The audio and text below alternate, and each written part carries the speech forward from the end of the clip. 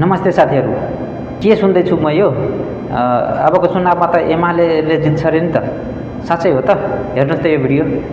84मा एमाले मय हो, देशै एमाले मय हुन्छ। जसरी अहिले राष्ट्रमा मय हुन्छ, भोलि 84मा एमाले मय नै हुन्छ। फेरि हिजो काङ्ग्रेसमा दिउँसो सपना देख्न त पाउनुहुन्छ। दिउँसो सपना देख्न त सपना त निन्द्रा लाग्यो भने दिउँसोमै देखिन्छ। कताबाट काने यताबाट कि यताबाट 84मा एमाले मय हुनको लागि चाहिँ यस्तो सपना चाहिँ नदेखे हुन्छ।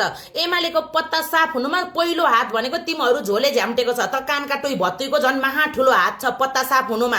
तिमीहरू आएर त्यसरी चुमुक चुमुक नगरेको थियो भने केही हदसम्म भए पनि भोट आउँथ्यो होला, केही हदसम्म भए पनि सिट पाउँथ्यो होला। तिमीहरूको घमण्ड र अहमता तोड्नको लागि नै जनताहरूले बुझेर तिमीहरूको पत्ता साफ गरिदिएको हो। अनि के भन्छ, सपना देख्नका लागि राति नै सुत्नुपर्छ र दिउँसो पनि कति मिठो सपना देखिन्छ अरे। हो, त्यही देखेको सपना चाहिँ लड्डु सम्झेर घिच। उहाँ 84सम्म तेरो बाउ बाँच्छ कि बाँच्दैन, त्यो फेरिसकेको किडनीमा फेरि समस्या आएर ड्यामेज भइसक्यो तेरो बाउको।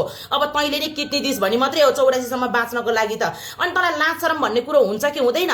कहिले घरबेटीले निकालो भनेको छ, कहिले बाउआमा रोएर मर्नाटे भनेको छ, कहिले छोराछोरी रोएर मर्नाटे मेरो छोराछोरीलाई टर्चर भयो भनेको छ। अनि बोल्न चाहिँ किन नछोडेको क्या त? कानेले किन बोल्न नछोडेको?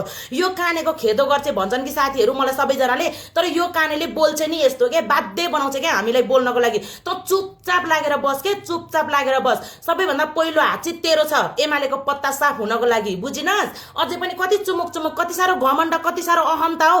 बाउ उहाँ त्यस्तै गर्छ। 84मा त हामीले नै जित्ने हो। यताबाट यत्रो 35 वर्षसम्म जितेर लछार पाटो लाइहाल्यौ। अब फेरि तिमीहरूले 84मा जित्ने सपना त नि सपनामै सीमित हुन्छ। मजाले आनन्दले लड्डु खाने हो, लड्डु के तिमीहरूले, हैन? मनको लड्डु घिउसँग कप्लक कप्लक, अरू केही पनि उपाय छैन तिमीहरूको।